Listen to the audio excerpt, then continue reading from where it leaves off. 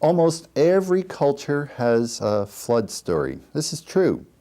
Some anthropologists have tried to show that this is because missionaries came and brought the stories and then they added one to their culture. That is not true. We can't demonstrate that. As a matter of fact, we have found tablets in the earth. One of the most famous was the Gilgamesh epic, which was found by a British newspaper man who was sent out to look for these kinds of things. And wonder of wonders, this time he did come back with a story. And here are these tablets, clay tablets. I've read some of these in the original wedge-shaped cuneiform script, as it's called, because they're kind of triangular, wedge-shaped, sort of pressed into the clay tablet. It would be like taking a toothbrush and cutting it on the end, I suppose, and making it into a triangle, and you could use that as your pen to press into the soft clay, and then you bake it in the sun or in the oven, and it's permanent. You just can't erase that.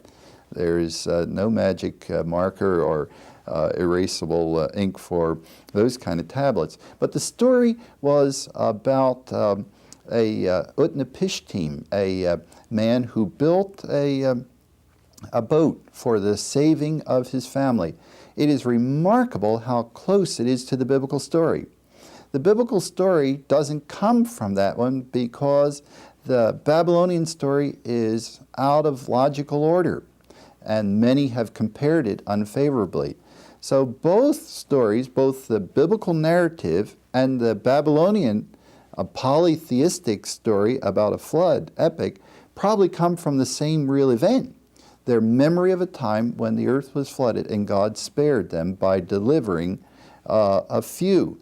The New Testament says where in few, that is 8, were saved, which is Noah and his wife, and then their 3 children and their wives. So 6 plus 2 is 8. Those are the only human beings that made it. So all of us trace our origins back to that particular boat. For the biblical text says the whole world was judged except for these 8 people. And since then, everyone has come from those 8.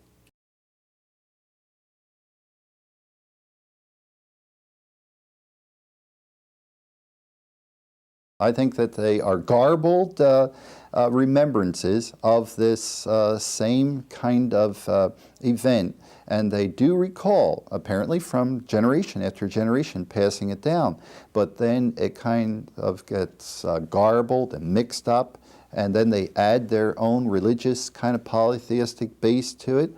But what remains true in all of them is that God one time did judge the world because of the sin of mankind.